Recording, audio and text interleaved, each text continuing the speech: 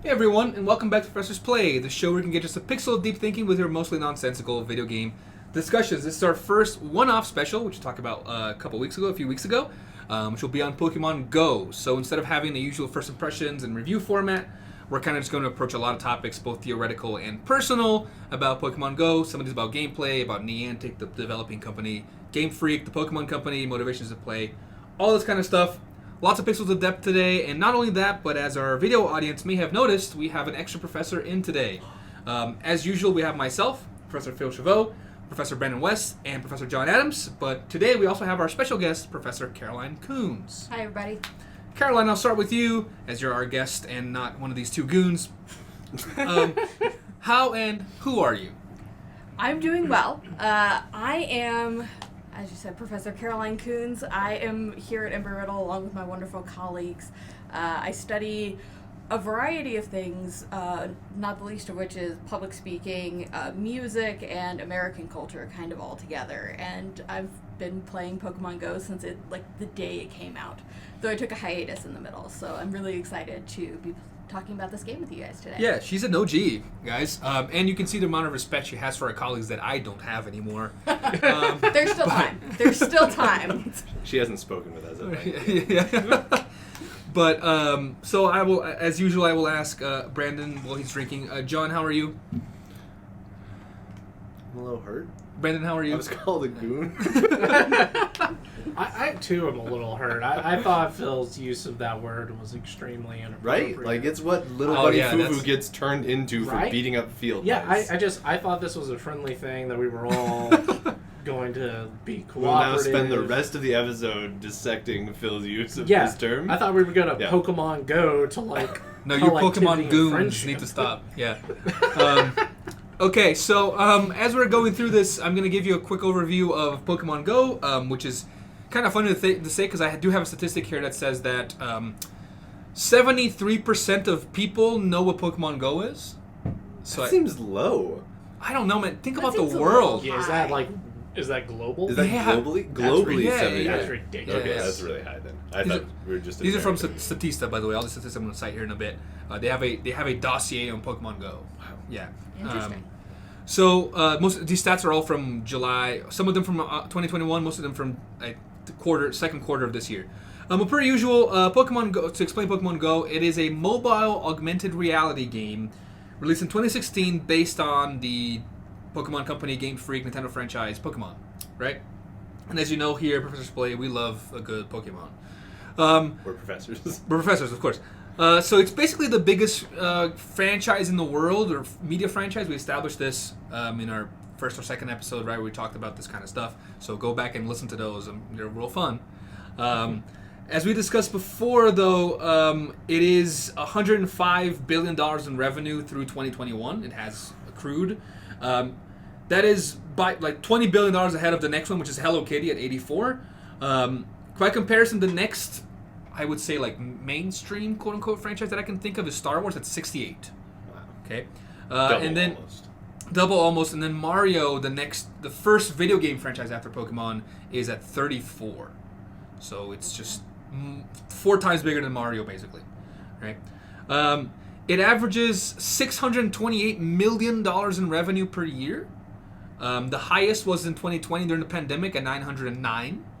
So almost $1 billion in a single year. Is this just Pokemon Go or Pokemon? Pokemon Go? Wow. Lowest was 2017, so the second year was out with 444. It's pithy. Small numbers. This year it's at 350, but we're still like the data was taken from July, so half the year to go. Right.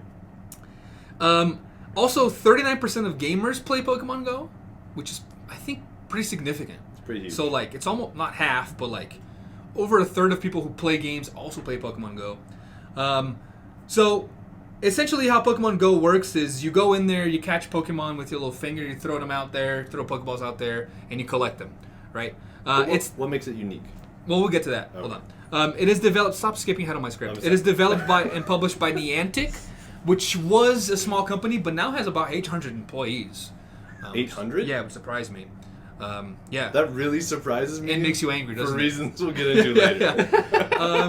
It is a free-to-play game, so it's none of the freemium model, right? So it's not pay to win, but you get advantages if you buy stuff, which Caroline will talk about here I later. have strong feelings Yeah. about paying to play games, yes. Let's see here. In 2023, you have over $315 million spent in Pokemon Go. Not bad for a free-to-play 7-year-old game. Well, yeah, they're paying 750 people just to sit around and hang out. Maybe. Okay. Hold on So to that. I found this quote that said, Pokemon Go was released to mixed reviews. Critics praised the concept but criticized technical problems, which is essentially a description for Pokemon Go now. There it is. The reason it exists, do we know this? We know how Pokemon Go came to be? Yes. Only because I saw on the script. Okay. I appreciate your honesty. Did you know before this? Yeah. Yeah. Okay. But you're a good guy, man. I've never felt so condescending to you on this show before. Not even when I said goon? No, Oh. I assumed that one was a joke because you didn't want to call us clowns. There's still time. So That's true. So it exists because in 2014, Google and Nintendo basically put an ad out for find a Pokemon Master or become a Pokemon Master, right? A job ad. And there was a little game in Google Yes. that you could play. So you could go in Google Maps and it would give you hints of where to catch Pokemon. You could take screenshots of them, right? And this concept became so popular that they were like, let's make a game for real. It's just an April Fool's joke, right? So the way the game works is Pokemon show up on your phone screen, which in turn has some sort of representation of the world around you. So they use maps from Google Maps and Niantic's other apps. So you have a 3D character in a stylized 2D map, right? And you can click on Pokemon that show up to attempt to capture them by throwing Pokeballs at them with your hands, with your fingers. There are Pokestops and gyms, which give you items, and you can also use to battle and stuff like that. You have to physically walk to these places, right?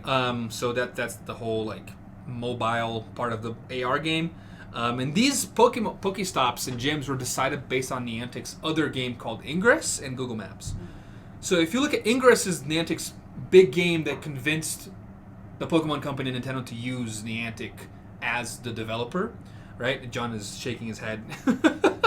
But Ingress essentially, it's hard to explain, but it's a geocaching and capture the flag game where basically you hold gyms by finding hints on how to take them down and then hold them and stuff like that.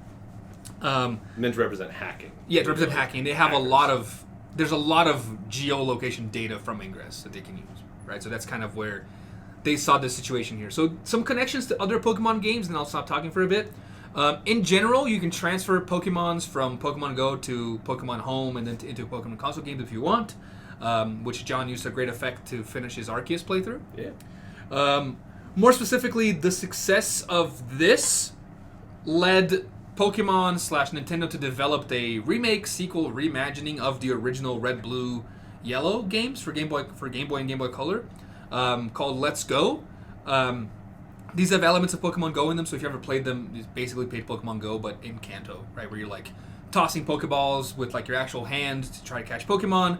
There's no battling Pokemon, so to speak. You're always catching them, and they have candies, although in a much more complex and better and less mulchy system, which we'll get to later. There's some other connections. So there's a professor, just like usual, who gives you tasks. The Gotta Catch 'Em All motto, their Pokemon's battling, and there's Team Rocket, which we don't believe is used to the greatest effect it could be. Yeah. Which we'll talk about later as well. So that's kind of an overview of how big Pokemon Go is and what it is. But we're going to jump into our experience of Pokemon Go now. So I'm going to let Caroline, why don't you get us started with that? So I started playing literally the day it came out, waiting for it to be available, downloaded the second it was available, and start running around outside. Did your phone crash as you did it? It took a couple of times. And I was on a different college campus at the time. I was at Penn State, and the madness. I cannot describe the level of madness. That's awesome. Because everybody on this campus had downloaded at the same time, and there were just mobs of people running around campus catching Pokemon. I watched somebody almost get run over because they were trying to catch a Pikachu. So day one, the problems that have haunted this game of people not watching out for their own safety, I saw it day one. I continued playing for most of a year, I think a little over a year, and then it tapered off sometime 2017, 2018. I don't remember exactly when I took it off my phone, but between it draining my battery and I felt like I wasn't doing all that much with it on a daily basis. I took it off, and then in 2022, my nephew got really into Pokemon. He's 7 now, and he got really obsessed with all of Pokemon. Good taste. And to get him to exercise, my sister got him Pokemon GO. Nice. And so he started doing all of the same activities and the gifting component of the game. He's like, okay, I need friends. So all of my family re-downloaded the game so that we could send him daily gifts. And that got me back into it again. Yeah, that's how they get It you. is. So my entire family, even like my sister's mother-in-law I'm friends with now, just, it's a whole network. So we were talking before we started recording about like nicknaming Pokemons. Yep. The only ones in my phone that have nicknames are ones that are reserved for my nephew to trade him the next time I see him. So anytime there's an Alex Pokemon, it is reserved for my nephew.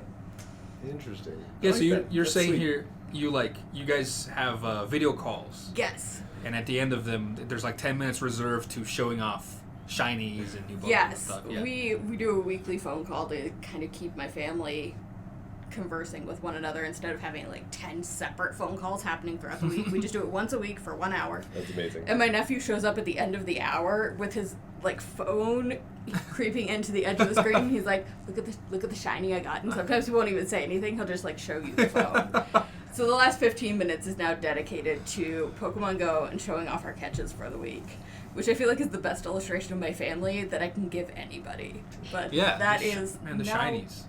even my parents who had no idea what Pokemon was, despite us playing it as a kids, now they understand at least somewhat of what this thing is just by being around it in the family. They're in the 73% of people who know what Pokemon Go is. 73%. They very much know. I think that's interesting in talking about tapering off. We're going to talk a little bit later about how it gets repetitive fairly quickly. Yeah. You know, within a year or so, I could see it getting repetitive. I've only been playing for a little less than that, and I can see that already. John, what do you got? Yeah, so I started playing at the same time early on. I didn't taper off because I had the mainline games. Yeah. So I will say that my experience very much reflects Caroline was on a much larger college campus and it went crazy, right? For those of you that don't know, back in the day when they first released the app, they actually had the ability to like track the exact location of a Pokemon. Yes. So they had like a series of footprints, and if you were 3 footprints away or 2 footprints or 1 footprint, you could kind of play a game of like warmer, colder with the Pokemon, and that's what caused half of those issues. Yes. And I think that's why they cut that out, because they were like, oh gosh, this Pokemon appeared in the middle of a street or a lake, and people know exactly that, so they will try to swim out to the middle of the lake to grab it. Or in somebody's backyard Yeah. and Yes. you get shot at. Yeah, it was all kinds of bad things. Or somebody's business, like my dad experienced in Brazil. Yeah. So it was super cool, but I think that's why they cut that feature. But then I kept playing, but the thing that kept me playing when she sort of ducked out was that you could transfer Pokemon to the mainline games. So I stopped playing it really religiously. I still play it basically as a bathroom app, right, guys? Like, if we're being honest. Literature on the commode. Sure, man. Yep, and but you can catch Pokemon and then you can take them to the main series games. So if you're like trying to round out your Pokedex, there's some Pokemon that are really incredibly difficult to catch in the mainline games, or you have to have trade partners for, like especially the first initial starter 3. So in a mainline game, in order to get all 3 starters, you either have to trade with people or you have to like restart the game 3 times. But with Pokemon Go, they usually give those things out like candy, so they're everywhere, and you can quickly trade them back. So that's what kept me in it. Yeah, and it's interesting. Like I see a lot of discussion in the community talking about how Pokemon Go trivialized some of that part of Pokemon, where it's like they literally like Charmanders and Bulbasaurs and Squirtles are everywhere. Yep. Right. It did, and I'm glad for it. Yeah, and I think maybe someone who isn't glad on it about that is Brandon, who doesn't play the games. Yeah, so my experience with Pokemon Go, I have never played it. I can tell you the exact amount of hours I've played. It is 0, with 0 minutes and 0 seconds. I was going to play it for this little... Special? Yeah, special. And turns out that brick I call a phone can't install it. I just want to know how old your phone is, because my Google Pixel 2, which is like 2 phones ago for me, could run it. I don't know. What year is your phone? I don't know. I've needed a new phone for at least 2 years now. Does it make Nokia sounds? Yeah, it's not. It's not that old. It's not. Yeah. It's not like a flip phone, but it's Yeah, I she's got feel some like problems. I feel like a little bit ago there was a major update on Pokemon Go that it stopped working on older phones. Because my iPhone 6 stopped running it. Yeah, and now I have a 10, I think. It just straight up wouldn't install. It would do the initial and then be like, all right, installing 80%, 90%. Can't install Pokemon Go. Yeah, I have an old Samsung that's one like the phone I use in Brazil because I don't care if it gets stolen. That it'll install it, but if you try to open it, it just crashes the whole phone. Yeah. Oh my gosh. So it's in there, but you can't play it. Yeah. I tried troubleshooting. I tried clearing up some memory. You tried go to AT&T or Verizon? No. Getting a new phone. No, that's way too much work, guys. Isn't there an AT&T like in the place that they're on where you live? Probably. Yeah. Okay. But no, so cleared out memory, restarted the phone again, threw it against the wall a couple times. Sure, you never know. Hit it with a hammer. Put in rice. I put it in the bathtub, then put it in rice. Come on now. Gotta break it first. Let my cats play with it for a few hours. Just needed a tinfoil hat for the top of it. Oh my god, I didn't try tinfoil. You should have tried tinfoil. Well, it's your own fault. See, I need to ask you for most of this. You really should. Have to plug. I didn't play for similar reasons because Brendan's gonna talk about this later. But I didn't really feel like it was Pokemon. I remember a friend of mine played it in 2016 when it came out. Shout out Adriano. But he had a Pidgeot named Southampton, which is like a British soccer team for no reason whatsoever. He just liked it. But I remember this vividly because we'd be working for the Olympics, and sometimes we'd have lulls in the sense that everyone's in the arena, so we're just kind of walking around making sure everything's okay. And he's just trying to catch Pokemon, and he's telling him see, you gotta curve it. Yeah, curve. I was the ball. I don't, whatever, man. But I thought I was too cool for that at the time. I'm such an idiot. I lost so much time. But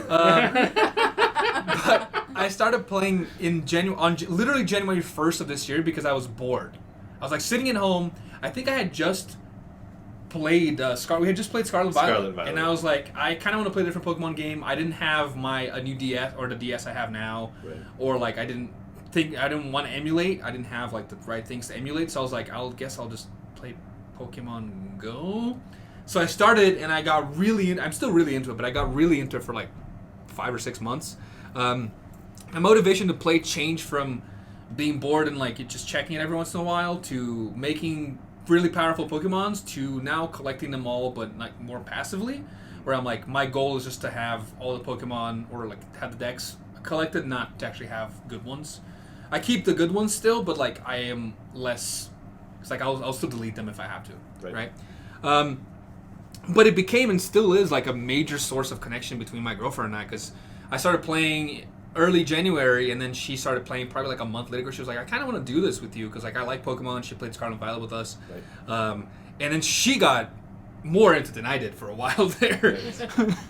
And we actually owned a little Pokemon Go accessories now to catch Pokemon and that kind of stuff. So it's really cool. We get a lot of shinies. We enjoy it. But what level are you guys? I'm 37. She's 38 or 9. Yeah. So to give you context, I am 38, and I've been playing somewhat semi-consistently since the beginning to now. I think you're a higher level than I am. Yeah, no, I've been playing a lot. You got real into it. Yeah, I played a lot of it, and so did she, and she's a higher level than I am. Yeah. So we really enjoyed the community days and that kind of stuff, but I'm starting to see the repetition kind of take its toll, and also the fact that their servers are absolutely terrible.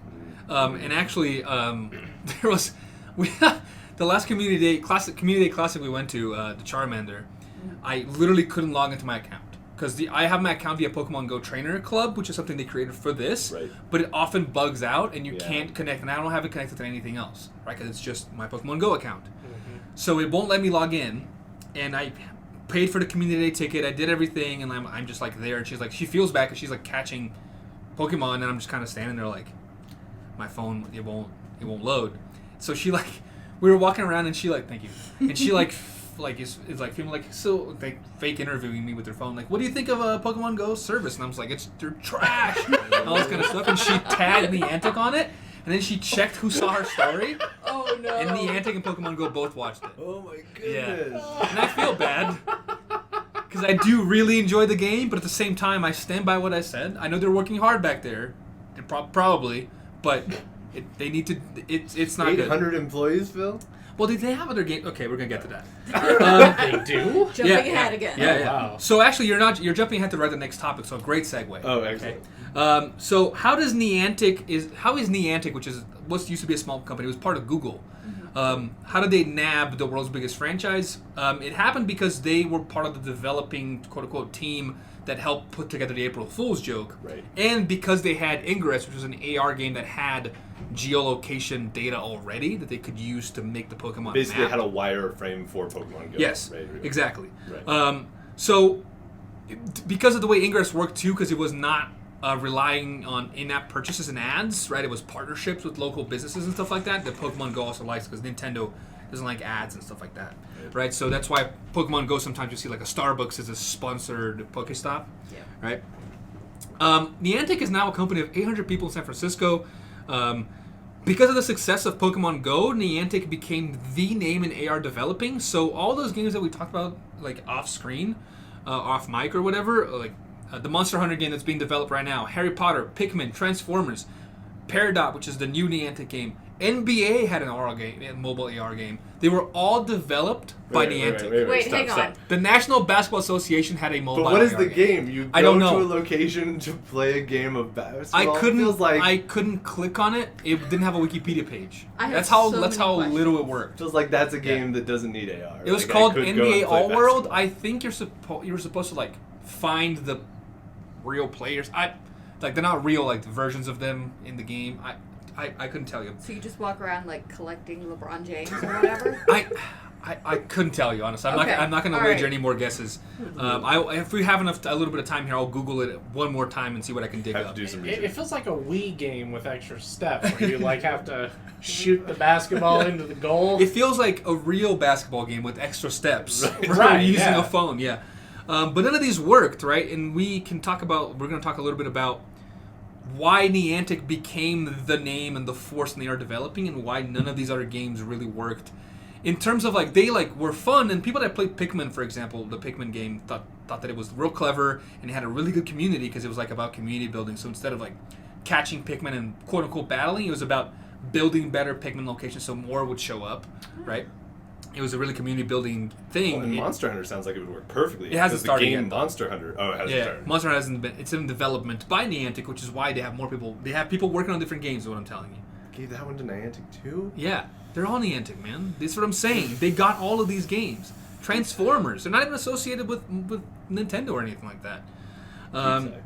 So we're gonna talk a little. We're gonna jump a little bit from like how Niantic got this instead of the Pokemon company just developing it itself, which is John's biggest pain.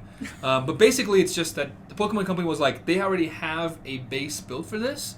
We don't need to start a new branch of our company about AR, or we don't have to buy them. We can just they can pay us for having Pokemon as part of their thing, right? I've said this on a previous episode, but I will say it again, that if I had a time machine, I wouldn't kill Hitler. The one thing I Oh would my do God. is go back and not give Niantic Pokemon Go.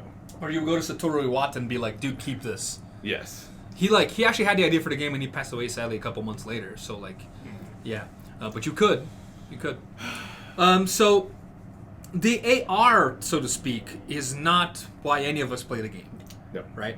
And there's a few studies out there on motivations for play of Pokemon Go specifically, and I'm going to give you some of them here. So this is from Yang Liu in 2017. There's 7 identified motivations: exercise, fun, escapism, nostalgia, friendship maintenance, relationship initiation, and achievement.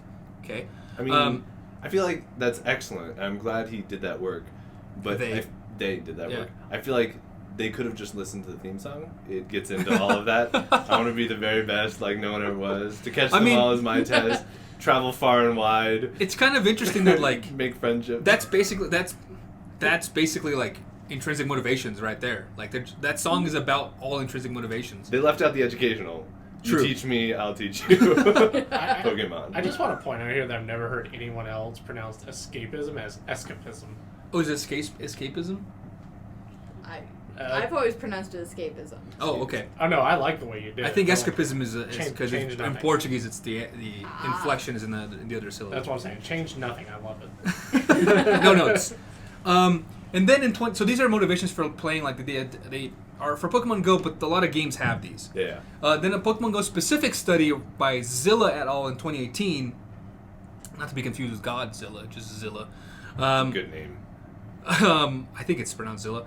Found that outdoor activity, nostalgia, and boredom were all specific motivations for playing Pokemon Go specifically. Yep. Which, for me, boredom, yes. Boredom. Nostalgia, yes. Outdoor activity, I guess.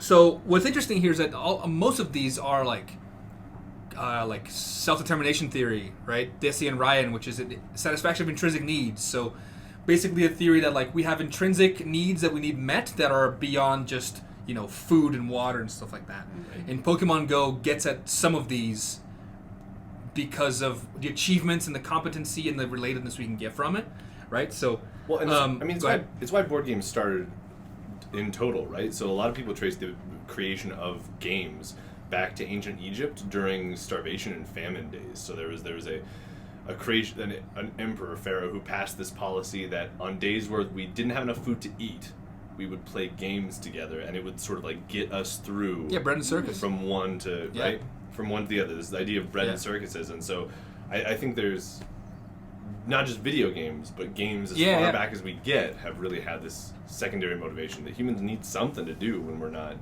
Yeah, we could go on a small tangent here of Consalvo's idea of like games.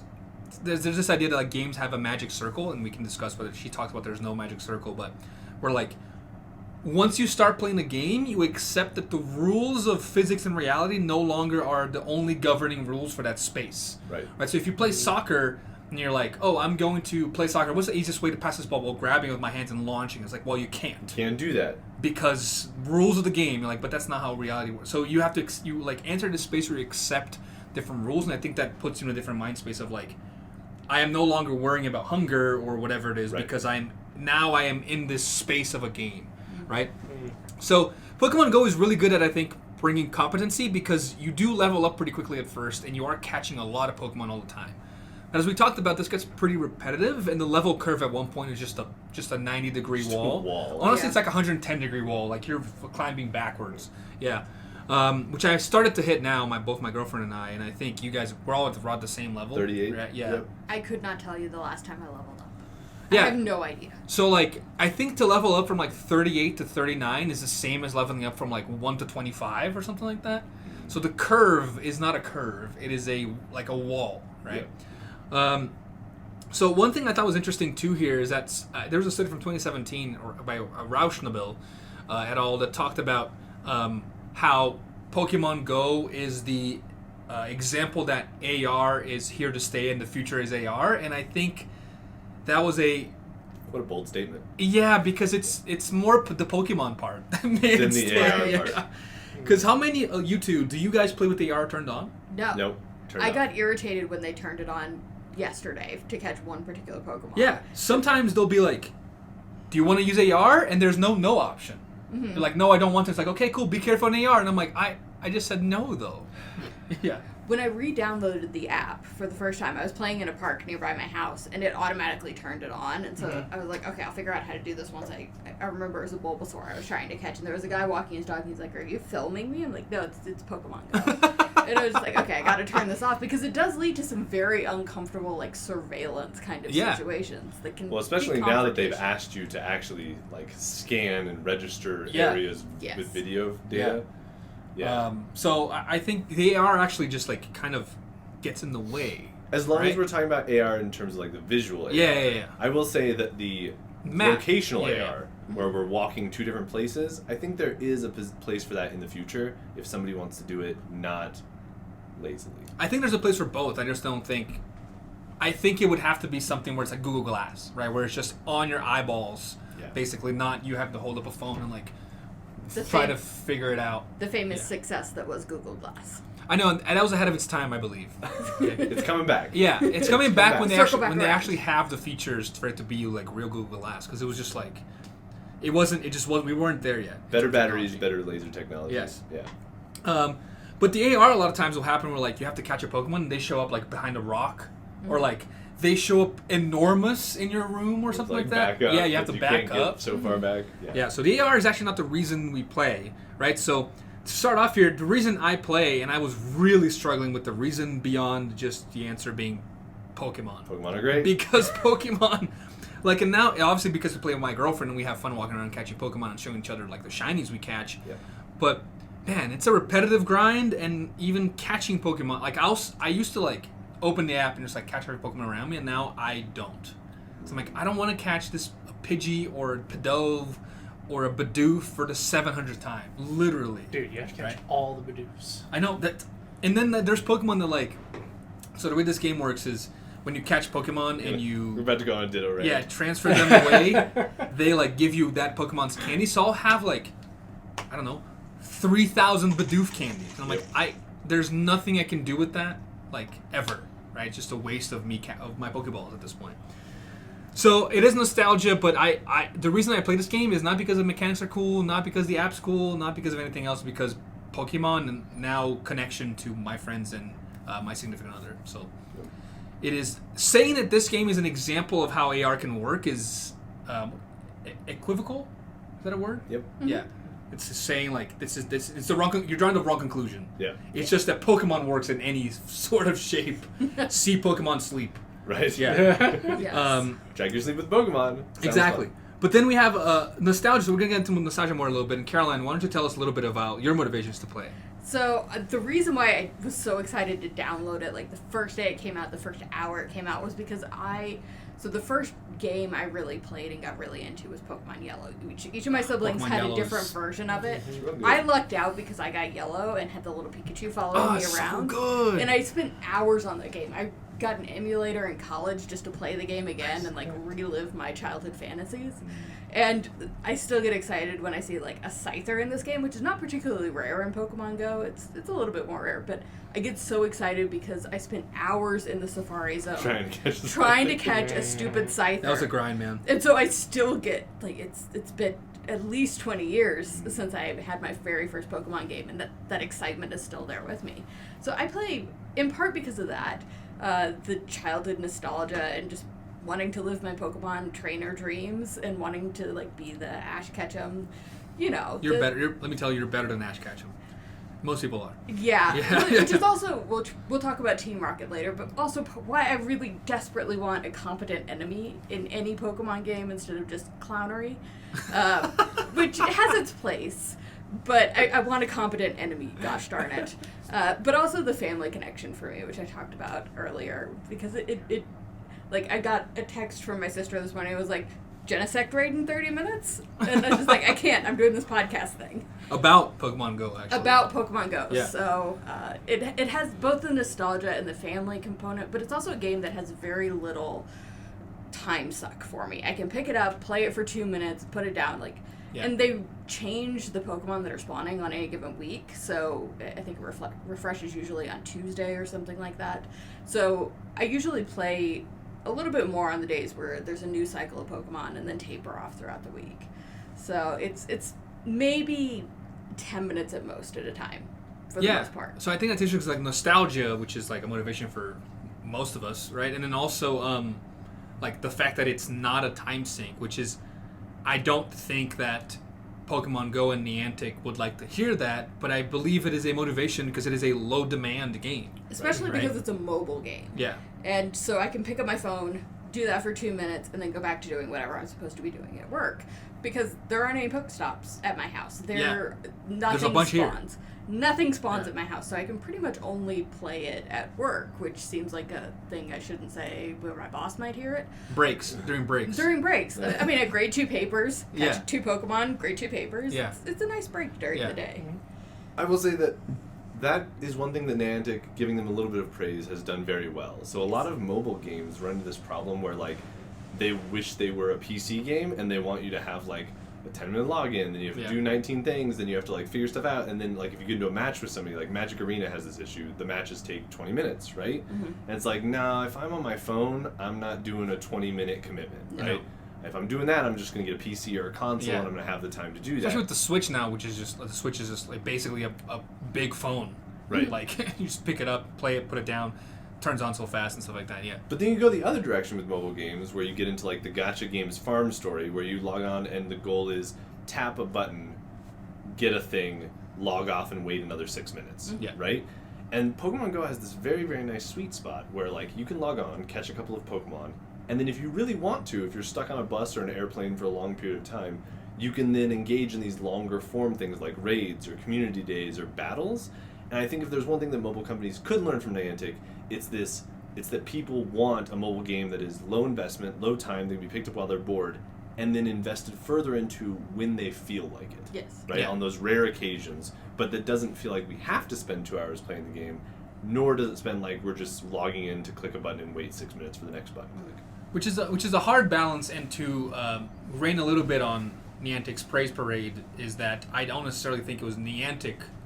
It was the fact that Pokemon, the franchise itself, Comes lends built itself in with these kind of this things. sort of because you can Yeah. like when you play Pokemon on console, you can sit there and be like, I'm gonna catch them all, or you can be like, I'm gonna catch 6 Pokemon and never catch another one and just beat the game with this. Yep. Right. So the same thing happens here, where like the motivation is to catch them all, but like I don't have to play for 6 hours a day to catch them all, Right. because I'm gonna play this for 2 minutes every day. That's enough, right? So I think it is how Niantic structured the game, but also the franchise model, the way the Pokemon works itself, like creates this special Goldilocks zone where you are both AFK and also you can be AFK and play, and you can be hands-on as much as you want. Right. Which explains why it doesn't work with things like NBA. or like Because Harry Potter. Or Harry Potter, because it doesn't make any sense in those settings to have a short pick up something every now and then every now and then use that thing in a very complicated way. Yeah. You have to have a concept that works with that. You said you played a Harry Potter game, right? I did for a little while. Yeah, it was basically a direct Pokemon Go copy. But like, what did you pick up? You have you pick up like stamps and like candies, like Birdie Bots every flavored beans and stuff, and you get them from like you'll encounter fairies, and then you have to like make a symbol with your wand. So you know in Pokemon when you're battling with other people, how like the things come across the screen, you have to hit them in a certain order. Yeah. That's the catching mechanic for I see. Harry Potter. What are you catching? You're not catching. You're casting spells to like freeze a fairy or make a Dementor go away. Okay. But it's a direct, basically Pokemon ripoff, and it doesn't feel as organic, and it feels like they were like, how can people like Harry Potter, Yeah. how can we port this into that? Which is my issue with Niantic as a company. When I say like I want to go back in a time machine, it's not that Niantic has created a terribly awful game. There's some really good things about it. It's that Niantic feels like a company that likes money and likes GPS locational in devices. Yes. And then got handed Pokemon. Yeah. I mean, Instead of that a is what happened. Instead of a company that likes Pokemon and tried to make a good game out of it. Yeah, it was. They had the frame for geolocation, which is the most complicated part. Right. Right. It feels like a company, and this happens a lot in like other industries where it doesn't bother me at all. It feels like a lunchbox company. That they're like, we make really good lunchboxes, and somebody came to them and was like, hey, you want to make a Pokemon lunchbox? And they're like, sure, we'll just slap Pikachu's face on a lunchbox, and then we'll sell more lunchboxes. And I'm fine with that in my lunchboxes. I don't like that in my video games, right? That's a good comparison. Is it you don't like it in your video games, or you don't like it mixed with your childhood nostalgia? No, it's that I don't like it. It's that I don't like it in my artistic media. Like I like art. I don't consider a lunchbox art. A lunchbox, I guess, it can be art. It can. I'm not saying it's not. But a lunchbox, for me, primarily is utility. As long as it holds my lunch, I'm good. The way you qualify that feels like he's been in this fight before. The lunchbox industry is really intense about what they do. Whereas like with my art, so my games, and I would feel the same way about movies. If somebody was like, hey, we're handing this over to a movie company, and we're going to give it to, it happens all the time, we're going to give the Pokemon to like, I don't know, like Kathleen Kennedy. Yeah. Here, go Kathleen Kennedy, make a Pokemon movie. But Kathleen or like Kennedy... Chloe Zhao directing Chloe Zhao. a Marvel movie. Or a Marvel movie. It's not. It's somebody that doesn't She's good, care. but not for this. Yeah. And so because of that, the art gets a little bit ruined. Yeah. And it feels like that with Niantic. It feels Yeah, like no, they're there to make money.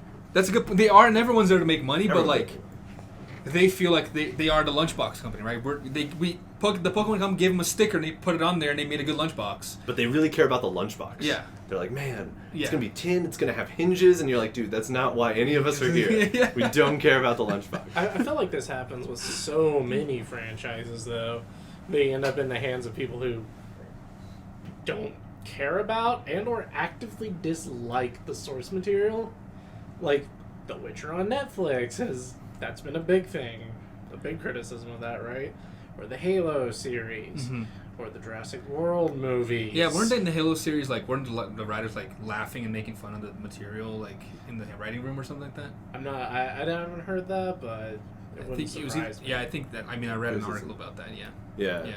And the reason that it extra bothers me with Pokemon, it bothers me with those other series as well, but the reason it extra bothers me with Pokemon is that I think a mobile phone Pokemon game where you actually are walking around and interacting with other people in the world is almost the perfect Pokemon game. Yeah, it's the closest thing to, I think, was it Satoshi Tajiri's name? I have to double check, but like the original Pokemon creator was like, I created Pokemon because I used to go into the woods in my backyard and With hunt my for friends. bugs. Right. Yes. Right? Mhm. So this is the closest thing to the original idea of going around the world and finding different bugs, Pokemon. Right. So like, if you're from the Americas, you're gonna have different bugs than me in Japan, and that's okay. But we battle I'm good them. with it. Yeah. And if they had done it well, if they had done it really, really well, it couldn't have just been like, it could have been $100 billion franchise just on its own. And they decided to do it. Oh, they made a lunchbox. Yeah, It's a and good well, in the lunchbox. Pokemon Company, to be fair, we talk about this all the time, right? They love money, but also hate money. They just, they see opportunities and they just blow right past They're them. like, wow, look at this good opportunity. If we put in, no, we're not going to put in the work, though. That's fine. So we talked a little bit about the nostalgia here, and I want to get a little bit more into it because a lot of studies show that Pokemon Go is like basically a nostalgia machine, Yes. right? So there's an interesting study that was replicated in the U.S. and Germany. This is from Wolf and Baldwin. Tim Wolf is like the guy on video game nostalgia. So nostalgia, first of all, is a bittersweet emotion, right? Is a longing for something that can never return. So you like to think about it, but you hate to think that it can never come back, Yeah. right? So you're kind of in the middle there.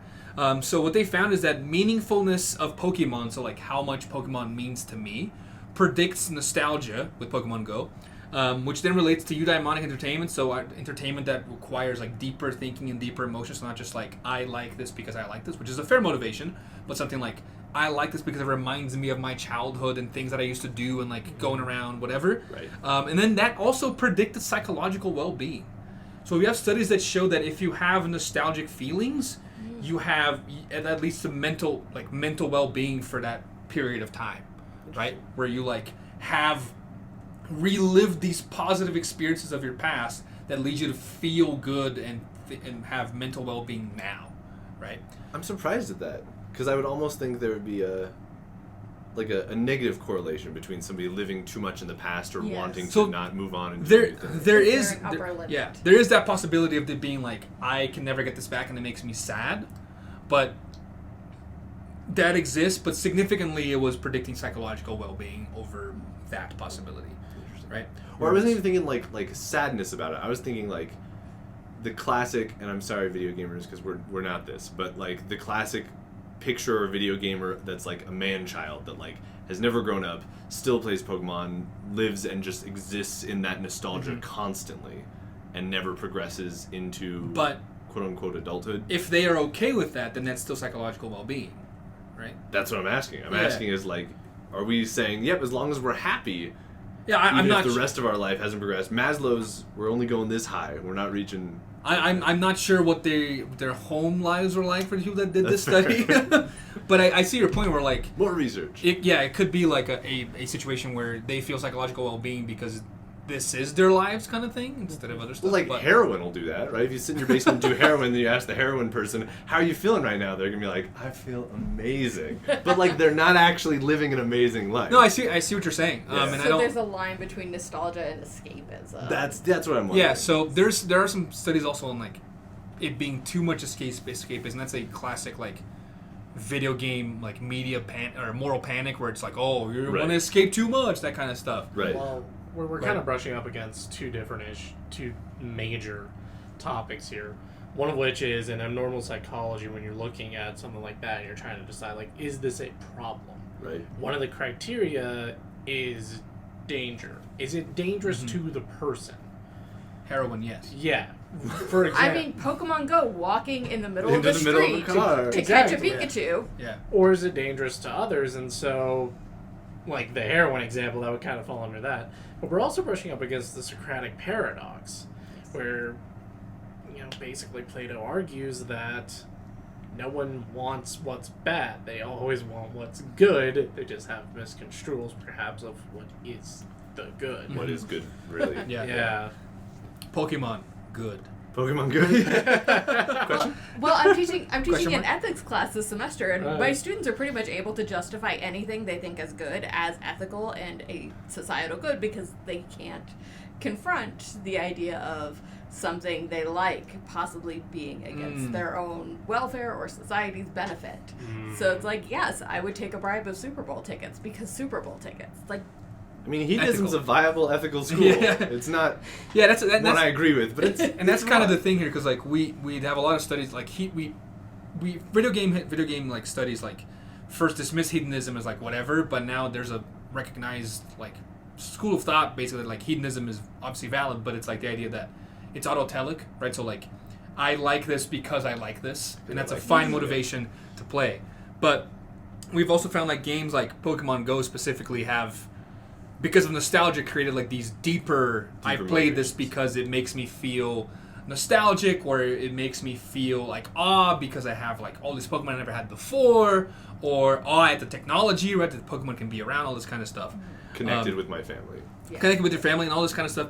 This is part of what predicts psychological well-being, where it's like these nostalgic feelings.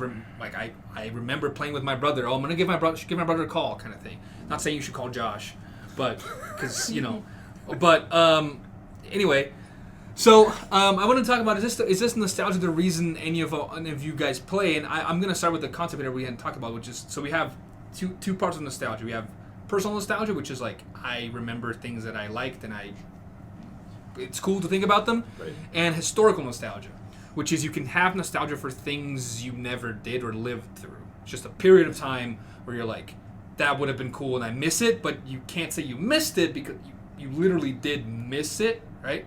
Right. So it's people that like Me and castles. I love castles. you and castles, you and dragons, Yep. stuff like that, right? Now Yep. dragons quote unquote not real, but like you have nostalgia for a time where dragons could have been real. Yeah, I Right. love castles. Castles or people that are like, I really wish I lived in the 60s, right? That kind of stuff. Like Or the 50s. The 50s. I miss these sort of situations. So historical nostalgia that I have for Pokemon, where I told you that for like 8 years of my life, maybe more, all I played was FIFA. Yeah. So I have a historical nostalgia for all the generations I missed. And through Pokemon GO, I can relive them, quote unquote, I can go back and play them, and I do. But it's not the same as playing at the time. Right? So for example, Genesect and Darkrai and other Pokemon that only exist in their own games for like 6 months, because you have to get a specific ticket from an event or something. I never owned this Pokemon, and I can get that through this game. So whenever I see a Pokemon that I'm like, oh, this is from a generation I've never played or didn't play when it came out, like, I want to catch that Pokemon because of historical nostalgia, of like a time I missed that I never actually lived through. Yeah. So I just think it's a really interesting application of historical nostalgia, because it is a time I lived through, but not a part of the culture I engaged with at the time. I like it. Right?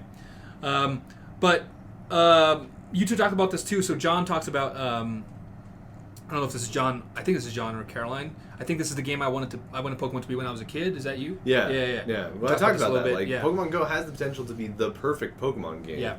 Right? And it gets close at times, which is also why it's frustrating, right? Yeah. But like when I was a kid and you were like playing on the playground and talking about Pokemon, right? You'd pretend that you had these Pokemon and they were in your pocket and you could pull them out. You could battle with your friends anywhere on any playground, and you might have to go to like the far end of the playground to catch this kind of Pokemon because it was rare, right? Those are the kinds of like imaginative games that you would play as an 8-year-old on a playground.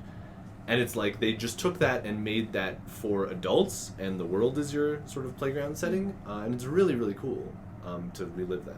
Yeah, it could be. Falls short, but I like the basic idea.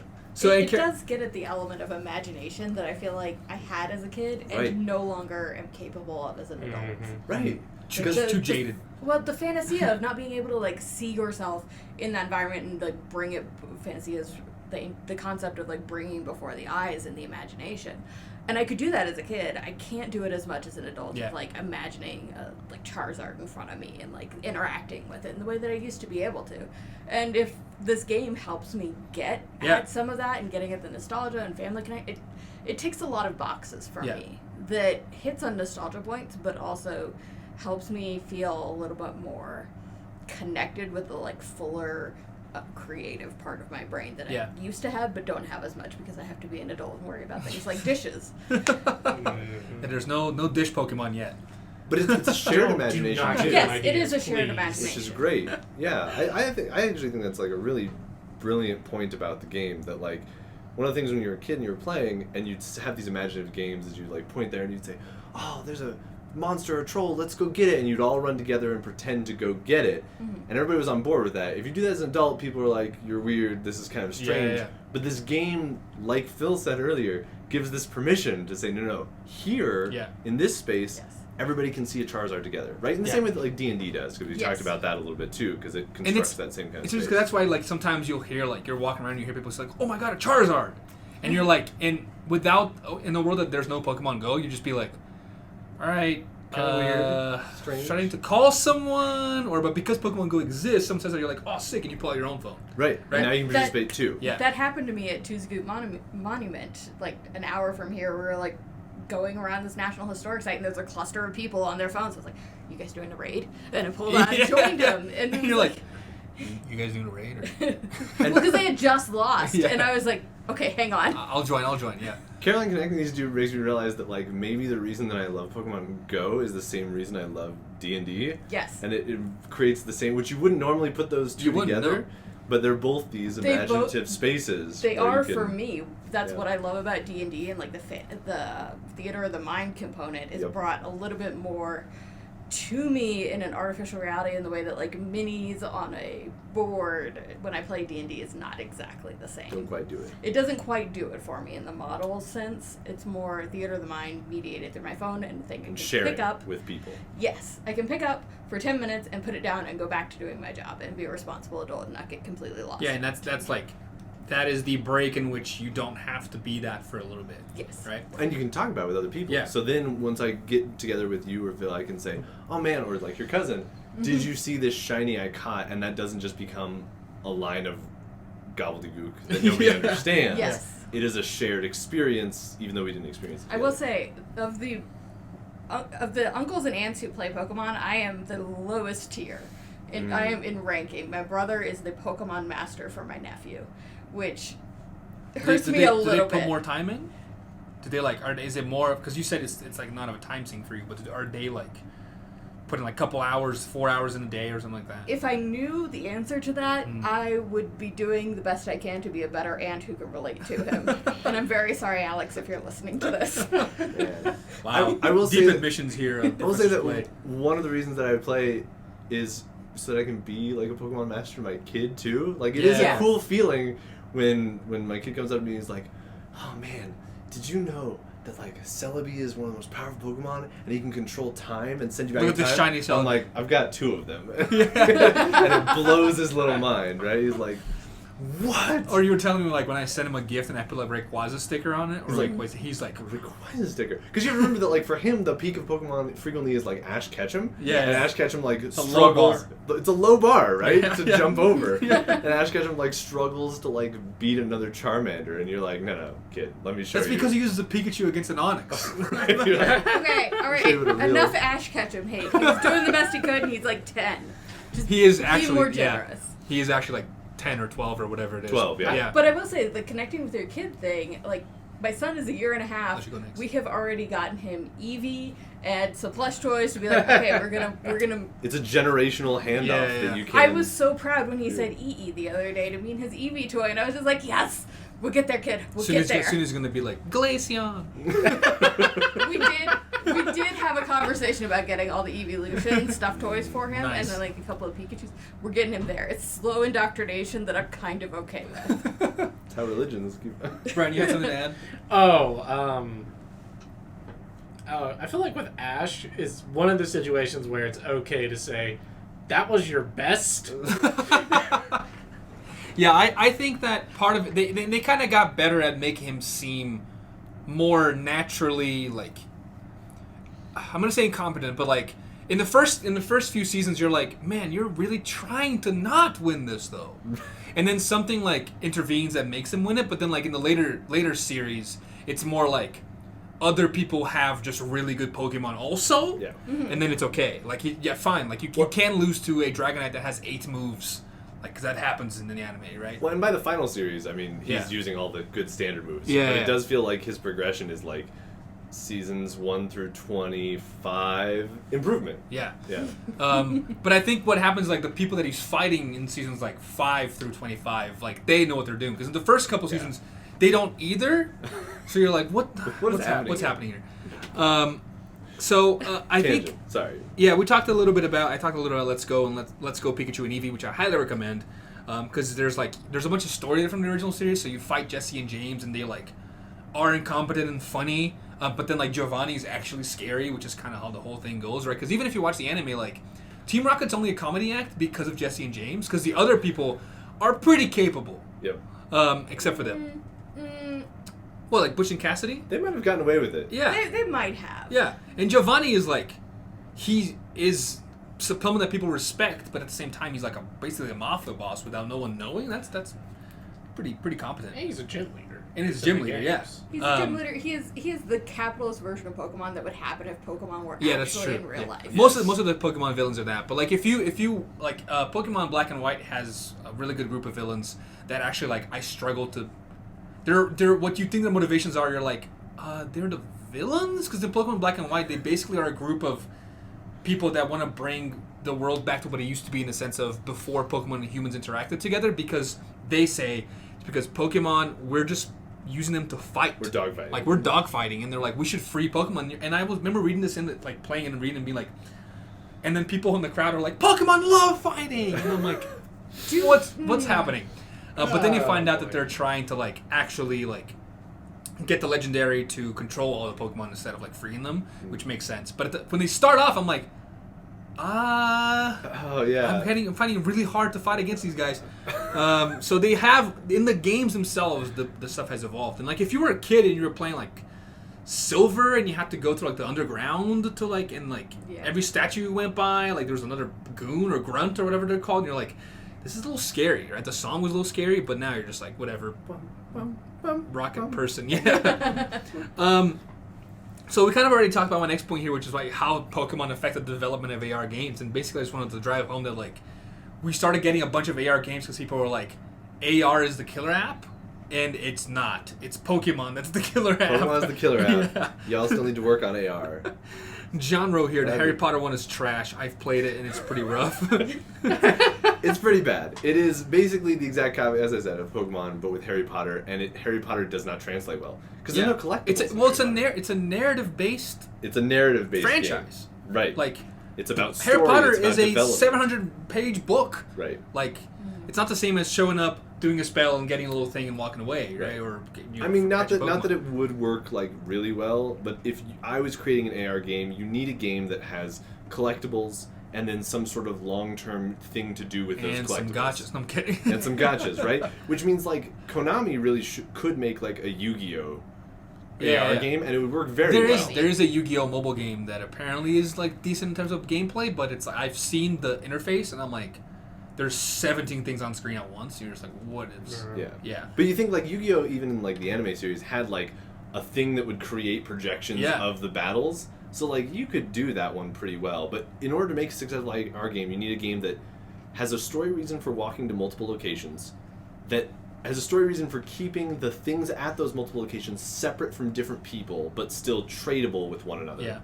And then has some sort of long-form mechanic, a battle, an interaction, a game that you could play with the things that you collect. And I would say one of the collecting things, that thing needs to be the collecting thing shouldn't be like, you can also collect these. It should be like, It's a core mechanic. It's a core mechanic, yeah. Right, All which right, means got that it. it's not going to work really well. No, let's hear it. No, got it. Okay. So, here's the status of the game. This is a split video game, AR video game. There are two components. One's a regular video game. This is the second component. The first one is an AR game. Alright, so, your dream world has escaped into the real world, but only you can see it, which is why other people don't interact with it. So, you have to journey throughout the real world playing the AR game, fighting your dream demons, Oh my God. collecting dream stones. This is a horror game, isn't it? It doesn't have to be. Collecting dream stones from them. The dream stones will then unlock the actual video game component where you go into the dream world to fight the monsters. Unironically, he's just described Persona Go, which I think would work as a Actually, very good mobile Yeah. game. That's what I'm saying. Actually, Persona TM. Go. TM. Persona Go would be. I would play the hell out It'd of be great Persona because Go. Persona has that element where like you have to go to a location because that's where you have to jump into the Yeah. dream world, Yeah. right? That's what Then I'm you have to saying. go and fight things and work with people, and it has like a natural component to work with it, which is why Monster Hunter, in theory, should work. should work really well. Yeah. And NBA is going to be hot trash. I'm Well, gonna but call it. it now. is already. It doesn't Well, exist anymore. What I think you guys are It's done already. touching on in different places is there has to be Oh. some element of story. Touching on in different places. Oh, come on. Thank you, Phil. Much appreciated. Glad to be a guest. Element of the story. There has to be some element of story, but not so narrative dependent there's a definitive start and end point Yes. Right. to it, which is why I think Harry Potter Potter doesn't work because it's so narrative based. There is a world to the Harry Potter universe, but you don't really interact with it outside of the story. Right. Whereas Pokemon, you can just ignore You can the just plot go. Yeah. for as long as you want, which is usually how I would play, just like abandon plot for multiple hours at a Yeah. time, just wander around in fields, catch stuff, trade it, get like super leveled up, and then Yes. just go back and beat a bunch of gyms very easily. Which was how I always played it. Yeah. Which is Classic. why AR companies, I'll save you the trouble right now. Lord of the Rings Go will not work. Doctor Who Go will not work because those are both that same issue. There's Yeah. a world-ending cataclysm. You have to act against it. It's not going to feel real. It's not Persona gonna Go would though actually. Persona Go would Persona Go would work real well. work really, really well. TM. Damn. I already said TM. It has to be a low I stakes came up with exigence. It has Yeah. low stakes exigence. Yep. Or a high stakes exigence that won't impact like the rest of the world. Like in Persona, one of the things is like you go into people's dreams, you save them, and it's a high stakes exigence because you will save this individual person or this individual location. But if you don't save them, people still go shopping at the mall the next day. It's not. Yeah. Yeah. Eventually, the world ends if you don't save them enough. But in the AR game, it would be like you have these would essentially be raids, right? Right. And you don't have to complete all of them. Same as Pokemon Go. You don't have Right. to do anything if you don't want That to. you're right? just in this constant sort of flux. So I think, battle. and part of why Persona would work as well is because of the compendium style, where like you're always trying to get new personas and more powerful ones by fusing them. Yep. Right. So you'd have to get a specific one to fuse with a different one, and they could like further complicates or simplify the mechanic where like for you to get certain personas, you have to have instead of multiple types of fusion, you can only fuse these two. Right. Well, and if you have to be a certain level, because they Yeah, already yeah. have the levels baked in there. That exists in the game itself. Actually, you have to have a certain level to fuse some personas. All you'd have to change is instead of having a certain person be going through the psychological distress, you would just have like a location. A location, or like the whole world is merging with the cognitive world. Right, but I'm Yeah. saying like there's a hub Yeah. where the people's psychological distresses are like manifesting in an area. It'd be easy. Easy. It'd be good. Atlas. Would there be enough investment from nostalgia and any of the other motivators we talked about early on? Persona's a big franchise. It's a big I know- franchise. It would have mean motivators in that. terms of engaging with more Persona. It would never be as big as Pokemon Go. And I don't. Nostalgia could be a part of it if they played into like Persona 1 and 2, which are like 20, 25 years old now. I think it could work. I don't know if it would work in terms of like a marketing exercise. It might not make as much. It might not make that much money, but it would work in terms of how the game. Persona is a great example of a gameplay mechanic that would translate to an AR game. making a genuinely good game. Yeah. Yeah. I don't know if it would work in terms of like selling and stuff like You that. can't be Pokemon in terms of marketing. Yeah. No. So Brandon, we talked about all these motivations of like nostalgia and something we didn't talk about, which is exercise, which is studies actually show that it's a happy byproduct of these apps. So like again, exercise is not the killer motivation; it is a byproduct. Yeah. Right. Yeah. Nostalgia. What else we talk about here? Some connection to your family, other people, your childhood. Escapism, just fun. Mm-hmm. So you don't play this. You don't play the game. So none of these appeal to you. Like, why don't you? Why have you never jumped into don't you play Pokemon Go? Yeah. Aside from your phone not working. Yeah. Yeah. So Aside from like the actual physical barrier of technology. Yeah. Aside from that, why I never tried to download it ever since 2016 until this year. To me, it's not a Pokemon game, and I think a lot of what we were just talking about The lunchbox. like narrative and the lack thereof is actually why I don't do it. Because here's the thing: in Pokemon games, I focus on playing the story. I don't focus on collecting the Pokemon. I have never completed a Pokedex. I don't think I ever will. I don't think my ADHD brain will let me do that. Because if I have to sit in the grass for 2 hours to find a freaking Chansey again. Ever again. I can't do it. That's why my Nuzlocke of Soul Silver has been on hold for like a year and a half. It's because I don't feel like grinding for the next gym, but I need to grind for the next gym, right? So I don't like that like kind of repetitive stuff. I want to like stay on a quest line. I want to go and finish the story, which is why what I really want is a Pokemon game with a really, really long story. Because I also like they're way too short. I'll be like, oh, I'm at the 5th gym already? Darn, I'm almost done. Yeah. So, I think you would really like Pokemon Let's Go, and I can lend you one of them because of the story's awesome, because it reminds, like, it has a bunch of childhood references there and all this kind of stuff. It is, like, kind of like Sword and Shield. It's not open world, but, like, you can see more, and, like, the puzzles are not based on, like, movement and stuff like that. Okay. But also, you can see the Pokemon in the grass. And for you to catch things like Chanseys and Porygons that are rare, you have to enter catch combos. So if you catch like a Pidgey 5 times in a row, there's a increasing chance that the next Pokemon that spawns is going to be a Chansey or a Porygon or a Mr. Mime or something like that, and you see it. So there's incentive to grind. Yeah, there's incentive to grind. Yeah. That might work better. I definitely noticed, like, debating whether or not to throw out names here, but like very, very, very different games from Pokemon GO. Killing Floor and Killing Floor 2. Zombie shooter games. I enjoy Killing Floor 2 much more than Killing Floor 1. I realize that's a controversial take for people who play these games. But it's You heard it here, because of the leveling system. Killing Floor 1, your class has 5 levels. And so to move from like level 1 to level 2, that might be like 2 months of playing. Wow. Killing Floor 2, you move from level 1 to level 25. So you level up like every time you play. It's way more rewarding. So the idea of being able to actually see the progress, I do like that. Yeah, no, I like... So I never thought I was going to complete a Pokédex until they started putting Pokemon walking around. And I'm like... Because now I don't have to sit for 2 hours waiting for a Chansey. It is random, but like, there's a 1 in 300 chance that a Chansey will spawn. Okay, no Chansey, back out, come back in. I don't have to sit there and like walk around the grass, right? And like run from Rattata. And that animation takes like 10 seconds and all this stuff, right? So I can just... It's easier to wait for the Pokemon than it used to be, I'd say. And that's Pokemon the part Let's Go does too. That's the part I enjoyed, was like I walking around in the grass and being like, run from the Zubat, run from the Zubat, run from the... Oh my god, that's why, like, Scyther, I still have this, like, visceral reaction to, is because... I never caught a Scyther, because I was like, I'm not doing this. I spent... I'm not joking, I spent days catching a Scyther. Oh, I believe you. Because... but it was so wonderful when I actually did, and I still am like, Scyther! Do you gamble? No.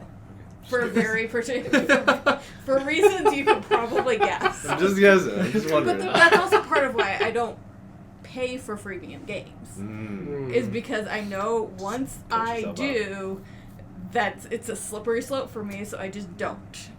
Good. Yeah, I also, on principle. Yes. I do it a little bit in terms of like community special days and stuff like that.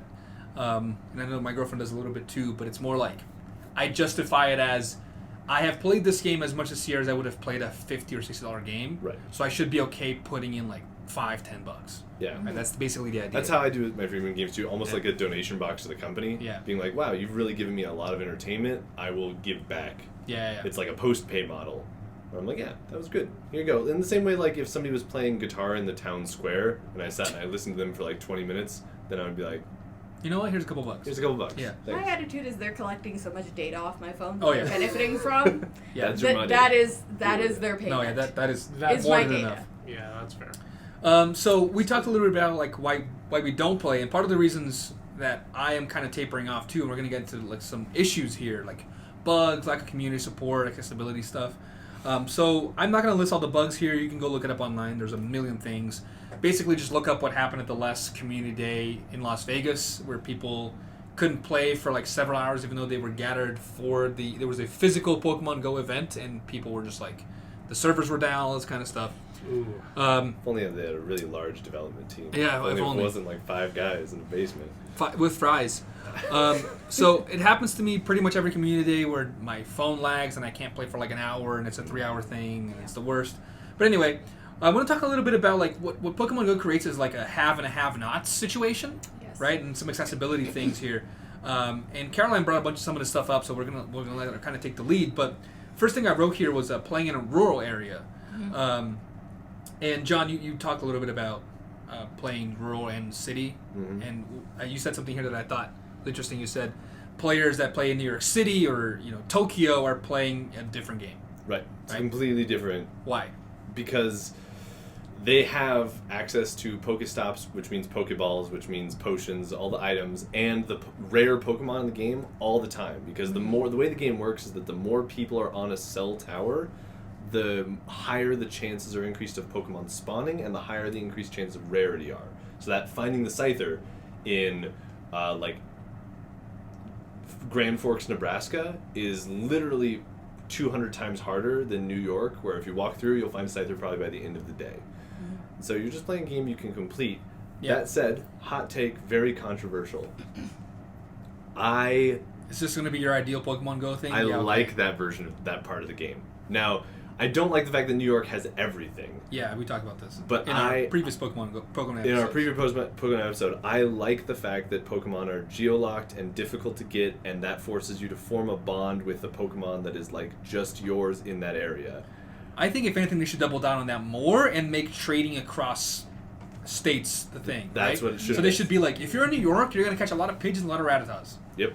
Because it's New York City, there's pigeons and there's sprats. Right. Right? If you're in Grand Forks, Nebraska, you're going to catch a lot of, like, I don't know, Tauros. Tauros and, like, Buffalants and, like clay dolls and would've stuff loved like that. That would be right? great. And for you to, they have that now. Some Pokemon are geolocked, like Sigilyph, right? Is geolocked to Egypt and Greece. Right. But the problem is that you can't trade with somebody that they're a friend. You have to be literally next to them. Mm-hmm. Yeah, see, they should fix that because they could put Lapras only at Loch Ness. Yeah, Just yeah, saying. which I That'd think, be which I amazing. think would be amazing. They should like really double down on it, but let us trade, Right. Yes. right?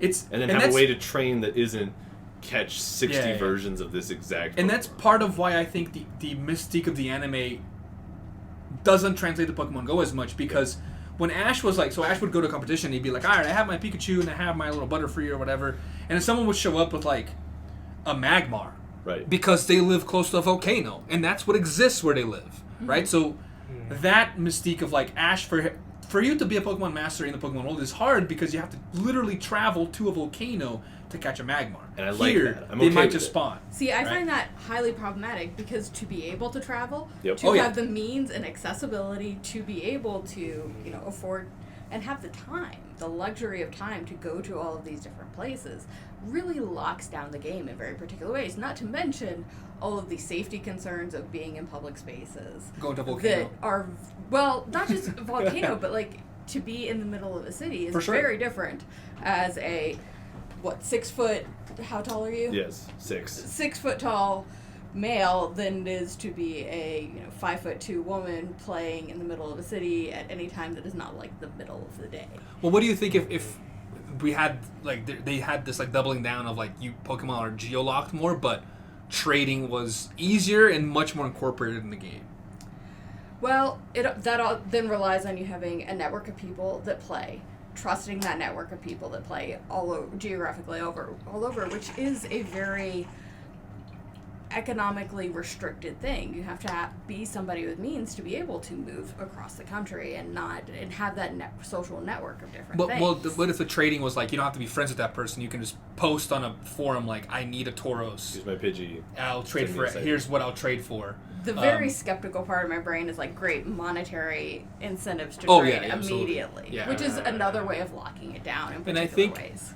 I agree with you. I think that we're already in the issue of accessibility and travel and all that stuff, which you talk about here, right? So I put in gender here. You talked about you avoid playing in certain situations. I right? don't go to community days by myself. Like my husband, he played when it first came out, but has not picked it back up, despite having all the nostalgia things. But he works from home. He doesn't get out and Yeah. travel at all the way that I do, even 15 minutes down the road. So it's just me, and if I'm going to go to a park, which is the nearest Pokestop for me, then that means I have to either go by myself or take my year-and-a-half-old son, and there's a vulnerability to being focused on your phone Absolutely. that I'm not always willing to do, and often not willing to do, despite living in a very affluent white suburb. Maybe calling it a suburb is a little bit generous, but very white neighborhood and very secure neighborhood that's got like neighborhood watch signs everywhere. It's a very privileged position to be playing from, and I still feel paranoid a lot of the time. Yeah, absolutely. And that's from one of the most privileged positionalities that really locks down access to this game in ways that I think are not necessarily thought about or considered when the game design is taking place. So I would love for, like you guys have talked about, like grasslands to spawn nothing but like bugs and, you know, bird Pokemon, and I mean lizards are everywhere around here. Mm-hmm. In the way that it was in the Pokemon immersion games like Yellow, which I started out on. But you don't have that because it's tied to cell towers and geographic density. Right. Yeah. Which then, if you've got geographic density as the spawning mechanism, becomes very precarious for people who... Yeah, rural players. Yeah, for rural players or anybody who is not going to feel secure in just about every situation. Yeah, and I think, to bring up a good point, like the reason I didn't play in Brazil is because cell phone service sucked, and also I didn't want my phone stolen. Mm-hmm. And there was a, like, several 100% increase in like phone thefts around Pokemon GO's release, and crimes, right? So, but to talk about Caroline's point about the rural players, there is a lot of the community talks about like, hey, the nearest Pokestop to my house is 60 miles away. Yeah. So if we're going to, I think a lot of things they won't be, but like if we could overhaul some things, I would like to think of like geo-locking Pokemon and making trades like way easier and like somehow cracking down on the monetizing parts of it. But then also being like, if you live, I don't know, 60, 50, 40, 30 miles away from the nearest Pokestop, then you get to spin stops from where you are, kind of thing. Like there is a spin the spot closest to your house. You can always spin the stop closest to your house, or something that makes it so that even if you are a rural player and like things like only Caterpie spawn, they're spawning at the same rate as they would for Pidgey, New York. And they already have the ability to do that, right? You could set in a GPS easily. They already know where we live. They do. Well, right? that's why people get angry, because like you could do this, and at some point they actually remember. I don't remember if this happened, but like they coded something new into the game, and when they did that kind of messed with another part of the game, Classic, which was like the radius of when you can catch Pokemon, and they increased it by like 30 yards. Right. And people were like, "This is amazing! I can catch so many more Pokemon. It's so so awesome!" That was a mistake. And they were like, "JK, we didn't mean to do that." Yep. But they could easily set your home as like set home location. This is your home. Make your home a Pokestop just for you. Yeah. That is, it would stop some of that going out. I will say that like, I feel like you create other issues. There's always going to be a balance. Always, yeah. Right. So like, if we move away from the cell towers to a geolocked location, we help rural players, but then we disadvantage city players. There's always going to be sort of a balance between these two issues. Oh, for sure. And some of it is just a reflection of like the way the world operates. Like physical space and distance exist, and if you're going to have an AR game that acknowledges physical space and distance, then you're going to have a game that responds to that. Which is why I think the mainline Pokemon games are made for people that need as much accessibility as possible. You can sit in your house, you can play them, you can run through them, but the minute you say we have a game and the point of this game is to go and travel, you're going to have to acknowledge that some of that travel privilege exists as a component of that. If you want to make an original game argument, then you have to completely reverse the setup, because you cannot catch Pokemon in cities in the original game. They do not spawn in cities Well, I at already said all. I think Pokemon should spawn less in cities, so I'm making that exact That would mean argument. nothing in cities. You have to go Grimers. out into the world. Grimers and Coughings, and Rattata. stuff. Yeah, Yeah, so it'd be a lot of Garbodor. Garbodor. You've got to go cities are into horrible. a cave. Yes. But Yes, That's what I want. Another component of it is like what is deemed to be a Pokestop or a gym. Right. Where I started playing was on a university campus obsessed with putting historical plaques everywhere.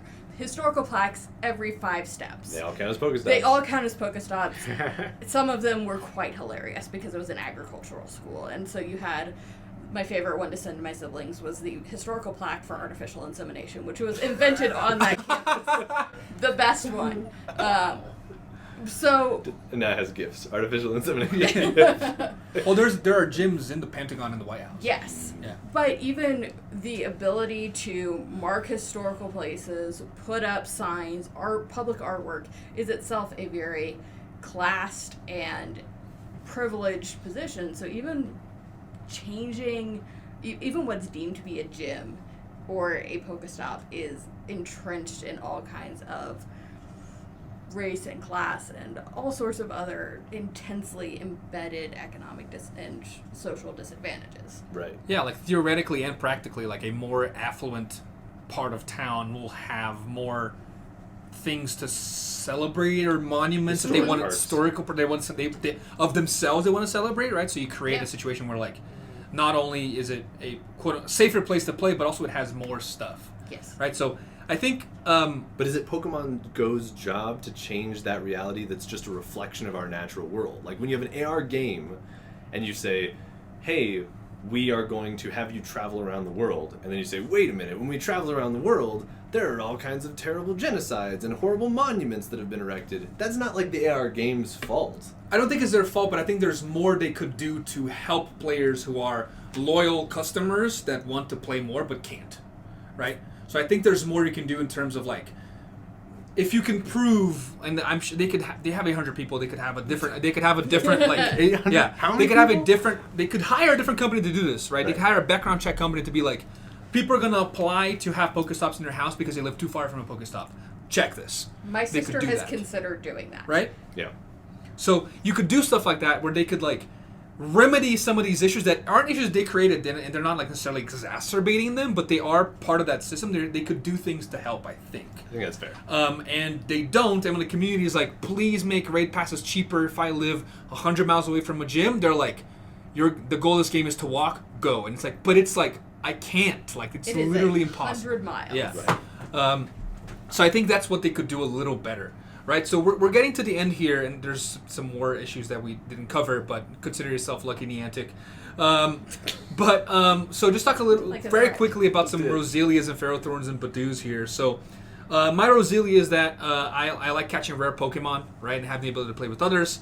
Ferrothorn, the candy system and mulching is ethically dubious at best, and John is going to get into that a little bit here. And then Badoo, I just would like better servers.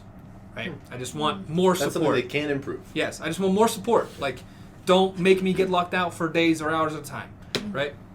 So, John, you go next since you have something to say about the mulching. Yeah. So Roselia, I really love the community aspect of it. I like playing community days. I like hanging out with you guys, talking about Pokemon Go. And also to It's my say, favorite community days, whenever we play downtown Prescott, for example, there's a group of bikers.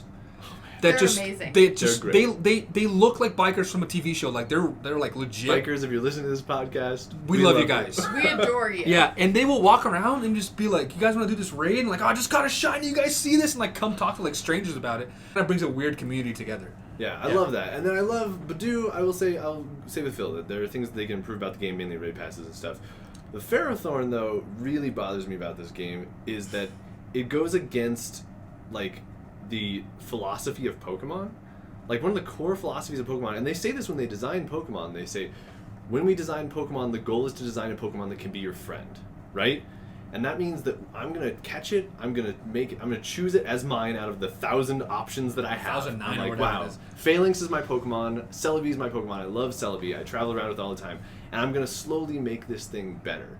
And especially when the game first launched, before they had the buddy system, because they didn't always have that, the only way to make a Pokemon better was to catch 50 of them, mulch, or just send 49 of them to the professor and use the candies that they got back, which were an edible consumable, to power up your others. And it really rewards like throwing away bad Pokemon. Yeah. And just only keeping the good ones, which I understand that like in professional Pokemon, that's what you do. Like when we were talking like high-level competitive play, you get a bunch of eggs, you only keep the good ones, you throw the rest out. But it goes against the spirit of Pokemon. Yeah, Paul, the villain of the Diamond and Pearl series, his whole thing is that like he'll catch Pokemon. He has a thing on his Pokedex that reads their IVs, and he's like, if they're not good enough or can't use a move, he'll just literally launch them. Like he'll give them away. He's like, I don't want you, right? And like the whole thing is that like Paul, you don't understand how Pokemon work. You're supposed to help them get better, and this game is like help them get better by killing all the other ones. Yes. And then feeding their corpses. And even then, you just have to get lucky and choose that the first one you got happened to be the 3-star one. Yeah. Because if you didn't, you're Paul. And it's like, that is my least favorite part of this game, and it feels so gross that it feels like I can't have caught the first Pikachu I caught and then decided, I'm going to raise this and this is going to be my... You can't be Ash Ketchum in this game. You have to be No. Paul. It You have to be Paul. forces you into being Paul. Yeah. That's gross. Yeah. You Yeah. become the villain. Pokemon Live Go long enough. makes you a villain in the Pokemon universe, and I hate it. And it matters, especially so. Like one of my favorite Pokemon is like Phalanx, Yeah. Mm-hmm. and I caught one. The first one I caught is a 2-star, and in order to get it any stronger, get it any more powerful, I can either walk with it forever, but that won't make its IVs better. Yeah. I just will have to mulch 200 other Phalanx. Let it go. Yeah, and the thing is like, so Get it. it's mulching, and the thing we're saying like feeding it like basically chunks of that Pokemon's meat, right? We're saying this because it's kind of the implied notion that when you send so the way this game works is like you catch a Pokemon, if you don't want it anymore, you send it to the professor, and the professor in return, thanking you, sends you a candy of that Pokemon. Specifically made for that Pokemon. Specifically made to that Pokemon, but like the question is like, how does he get these? Does he just have a stock of them, or it's more likely that you send him a Pokemon, he does something to them, and they become a piece of candy that you can then feed to other Pokemon of that species. He's just Willy Wonka in this universe. Yeah. Just don't think too much about So it. the headcanon is like he is mulching them down for his research or whatever he does. Caroline puts here, And that's not a term cloning that, them, whatever. That's not a term that Phil made up. That is No. like what the online community calls Yes. doing this. Yes. Mulching Pokemon. And it's so anti-Pokemon. Like, it's so anti that we're best friends, we're working together, we're traveling the world and having experiences. The number one change I would make to this game if I was in full control of it would be to bring in a system where you can battle wild Pokemon like you can in the mainline games, and that's how you get stronger, and then just your steps or the amount of time you've walked is what you need to strengthen your individual Pokemon. Because you can battle or catch a Pokemon. And the buddy system did fix it a little bit. When you walk far enough, the professor sends you more I can't imagine candy. not having the buddy system. Pre-buddy system, that was the reality. And it's like, the buddy system should be the core mechanic of the game, not the other way around. Yeah. Mm-hmm. I don't know that I would play. Really? Wow. Yeah. If it wasn't for the catching constantly and collecting. Because I don't enjoy the battling mechanic nearly as Well, much. no. What if? Which you said battling while, and then Or walking. because walking is not an intrinsic motivator for any of Yeah. us. Exercise is not the component that motivates us. I would have to fundamentally change the way I play the game and what I like about the game, You which would wouldn't. be a significant more time sink than I'm willing to invest in. we have mobile games. studies that show that people don't change why they play games. But I think I don't agree with John. But I would say that like shocker. But I would say that the idea that you can get so instead of, for example, the way Pokemon Let's Go works is you get XP by catching. You get candies because they give you candy, but like when you catch a Pokemon, it's the same as if you had battled it. But it still forces me to like catch a bunch of them and then let them back go for reasons. Yeah, but I mean, I think it's better than catching them And so mulching that you them. can, with no experience, so you can mulch them. Yeah. Yeah, much better. But yeah, Caroline. So you're Roselia Ferrothon Yes. Badoo. So the part I really enjoy about this game is part of what I critiqued about the Pokestops. I do really enjoy getting to find like things that I wouldn't necessarily stop and read or look at and be like, wait, there's The a historical markers. Yeah, the markers. historical markers, the artwork, the like public element of it, where I wouldn't necessarily stop and like read a plaque or look at a piece of art unless I know it's there and then seek it out, which I do appreciate, especially as somebody who was dragged to many battle sites as a kid and national parks. It's a little bit of that component in like my everyday life, which I do enjoy, even if I think it is not the most equitable system for playing the game. My Ferrothorn was similarly. I avoid a lot of the game mechanics seem very counterintuitive to the fundamental like friendship and exploration element of that is intrinsic to Pokemon games to me, like mulching your friends, doing scientific experiments that definitely have not been IRB'd, all sorts of other things that I'm just like, are we Team Rocket in disguise? Is that really what this is? Plot twist. We've actually been Team Rocket the whole time in Pokemon Go. Well, and the monetized aspect of it is also so fundamentally like different than what got me into Pokemon to begin with. I refuse to pay anything for a freemium game because I'm giving you my data. That is a payment. And so the microtransaction component of it just irritates. I think this relates to the lunchbox point, right? Where it's like they fundamentally misunderstood why we like Pokemon, which is to care for these creatures. when they made the game. They were like, we're going to slap this thing in a lunchbox, and it's going to be about catching as many as you can, because gotta catch them all, and then finding a good one out of all of those 100, and that's not They read the what it PR is. ad instead of actually, like... Understanding why Pokemon played. Yeah. And then my Badoo was, I want a competent enemy, gosh darn it. A Team Rocket is not a challenge, especially once you get to a certain point. It's just an irritation of, just let me spin the Pokestop, get my things. Oh, Giovanni. Giovanni can be kind of tough. Giovanni's tough. Giovanni is tough, but it's... Getting like, to him is annoying. You've got to... It's what? 6 grunts? It's 18. You have to do 18 grunts. 18 grunts. In order 3 to bosses, then Giovanni. Yeah, which is... Such a grind. It's such a grind, and there's so many other opponents that are presented to you in the Pokemon games that are so much more competent and so much more organized. But if you're gonna give me Team Rocket, give me Jesse and James. Gosh darn it! Yeah, seriously. For the nostalgia and for the comedic factor of it. If we want to be ethically gray about location data, a really cool Badoo that they could do to do that is if you last played the game in an area, it would whatever team you last registered, it would create a version of your avatar that other people could see, and then you could click on them and battle them. Yeah. As like a ghost avatar. Yeah. Which, you know, needs some sketchiness as far as like locational data, but Right. it'd be pretty cool if like at the nearest Pokestop when I spun there was Phil's avatar, and Phil was like, he had whatever 3 Pokemon he had last battled with. Yeah. Our students would love that. It'd be great. Yeah, and also it would lead to some stuff like you could stalk people. You can stop. Yes. Yeah. Oh, for sure. Which is something that like happened in Brazil, where they would like people would know where rare Pokemon spawn, so they would like ambush and steal their stuff and rob them. Yeah. Yeah. Rough. So Brandon, you have 1 minute here to tell me what would get you to play Pokemon Go, and this is not scripted at all. I just thought about this and I just wanted to ask. It's great. It's a great question. What could they do? I can think of no realistic scenario. Wow. Nothing. I can't think of anything. What about like, exorbitant amounts of money? that was the only thing that came to mind, and that's why I said no realistic If Niantic scenario. paid Brandon to play, he would play. What if they made like the battling system sort of like what you see in the games? I think I would still play the games though. Yeah, that's fair.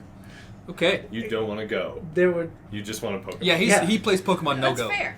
Which is a pun that he made. I like to not go, and Pokemon Go makes you go, so I don't go. Fundamentally disagree with the principle.